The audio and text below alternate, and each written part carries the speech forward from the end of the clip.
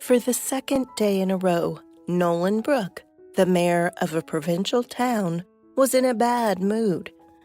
Waking up in the morning, he remembered with irritation the yesterday's conversation with his wife. She complained that their daughter Thora became involved with some bad company, and she began to come home late and even skip classes at school. And this, despite the fact that she was already in her graduating class and she should have been more responsible for her studies. At breakfast, Nolan tried to talk reason into his daughter, but the always compliant Thora showed her character this time. "Daddy, don't talk to me like that. I'm not doing anything bad. I am a volunteer. Do you understand? It's a helpful and necessary activity. Somebody has to help the poor animals." The father tried to explain to Thora that she needed to spend more time studying now, and besides, people of their rank didn't do this kind of thing. Seeing that persuasion didn't work, Nolan tried to pressure her as usual by threatening to take away the girl's pocket money. But it did not work as expected, and finally the conversation ended up with Thora grabbing her backpack and running out of the house. After a ruined breakfast, Nolan went to work figuring out what to do. Of course, he could order security and they would quickly find and bring the girl home. But Thora was already 17 years old, and the man feared that such measures could ruin their relationship forever. Nolan, glancing irritably at his watch, rushed down the corridor of City Hall. His subordinates were coming out of all the offices, trying to report on some problems or to get documents to sign on the way. He stopped abruptly in front of his office, gave the order to leave all the papers at his secretary's desk, and disappeared behind the door. Once he was in silence, he sighed with relief, but soon the door opened and his secretary, Ruby, walked in. She nodded toward the visitor's chair. Nolan followed her gaze and immediately frowned. There was an elderly man, about 80 years old, in old-fashioned and neat and clean clothes, sitting in the chair. He was leaning on a cane with his hand, and on his lap lay a folder. The mayor looked at the secretary, perplexed, not understanding how the elderly man had managed to get into his office past the guards. It was as if Ruby had read her boss's mute question and shrugged her shoulders. When she arrived at work in the morning, the old man was already here. Nolan felt a wave of anger come over him. He had so much to do, and this old man probably showed up with some nonsense. But remembering that elections were coming up, Nolan decided to calm down and not to aggravate relations with the voter.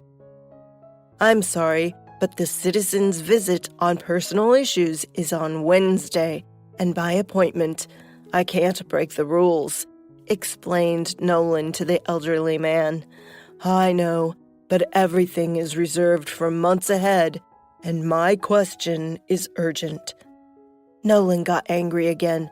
Seeing the change in the boss's face, Ruby immediately rushed to the door to call security.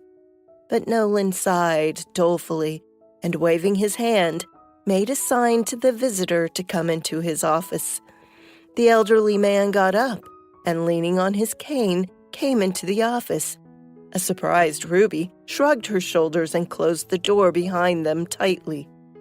Nolan sat down at the table and prepared to listen. The old man fidgeted in his chair for a long time, trying to get comfortable, and finally began his story. He talked long and confusedly about his sick, disabled wife, the lack of access ramps for wheelchairs, and the fact that the elderly people were the most unprotected part of the society. The elderly man spoke in general phrases and still could not say the heart of his question. The mayor's stomach rumbled, and he remembered that because of the quarrel with his daughter, he had not had a proper breakfast. He couldn't stand it any longer, so Nolan got up from his seat and walked silently out into the waiting room. "Ruby, I'm going to lunch. Make sure this old man is gone by the time I return. Tell him to write down his request. Otherwise, I'll go crazy listening to him." Ruby nodded hastily and rushed into the office, while the mayor hurried into the dining room. There he enjoyed a steamed trout with vegetable garnish, drank it all with a fragrant cappuccino. At last, he felt that his anger and anxiety for his daughter was slowly fading. He was ready to begin his work. But when he got to his office, he froze in a daze. The same elderly man was sitting in his chair, spreading out some papers on Nolan's desk, and Ruby was standing at his back, looking at the papers in interest. "What is going on? Why is he still here?" almost hissed Nolan. Ruby started to make excuses, but the elderly man looked at the mayor and uttered, "You should listen to me, Nolan." Anger, Nolan jumped up to the table and looked at the papers, then slowly sat down in the chair next to him. For a minute, he sat with an absent look, and then suddenly knelt down in front of the elderly man. He tearfully began to apologize to him and promised that he would do anything for him that he asked. Ruby did not understand what was going on with the boss, but Nolan understood everything perfectly. He realized who that elderly man was and mentally moved back 30 years to the time of his childhood. When Nolan was 15, an unfortunate thing happened to him. A severe heart defect after the flu literally struck the athlete and honors student off his feet. The boy could neither walk nor breathe normally, and no medication helped. His condition was so bad that none of the doctors took him to surgery, understanding that he would not survive. The last person whom the boy's inconsolable parents reached out to was an elderly cardiac surgeon at a small state hospital. He was the only one who decided to take the risk.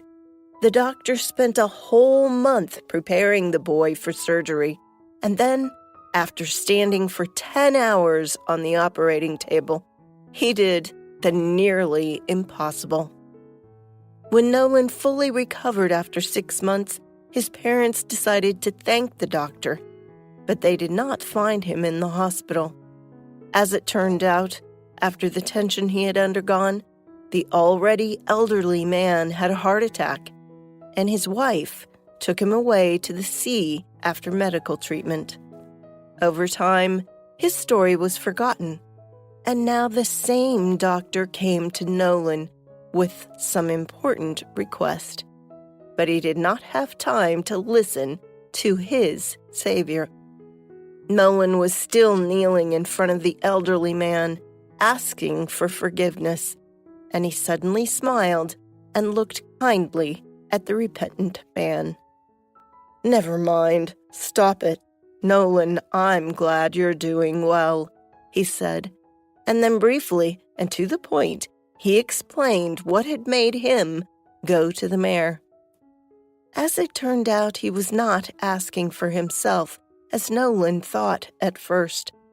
The elderly man was living out his life in a nursing home that was full of people in wheelchairs, and there were no conditions for a full-fledged life. Some of the residents could not even go out for a walk due to the lack of special ramps, and the nursing staff consisted mostly of women who were unable to carry heavy wheelchairs. Nolan smiled and promised to fix everything within a month. He wanted to do something else for his savior, but the elderly man only shook his head. "I don't need anything else. Please understand, I didn't come to ask myself. I came to ask for other people, he muttered. After that, he got up heavily and headed for the door. Always remain human, Nolan. Your heart was in my hands, and now you are responsible for the hearts of others. Always remember that. The elderly doctor had left long ago, but Nolan was still sitting there looking at his medical history sheet, left by the elderly man, on the table. Then he suddenly came to his senses and called his daughter. Late that evening, tired but satisfied, Nolan drove home. Thora, smiling in her sleep, was dozing in the front seat, and an old shabby dog and a one-eyed cat were snoozing in their carriers in the back seat. Nolan proposed to take them home. His daughter was delighted. Anticipating his wife's protests, Nolan called her and arranged everything. He also asked her to prepare a small room in the house, saying that soon they would have a guest. Nolan was determined to go to the nursing home tomorrow and do everything possible to get the elderly doctor to agree to move in with them. Narrated by Deirdre Eby.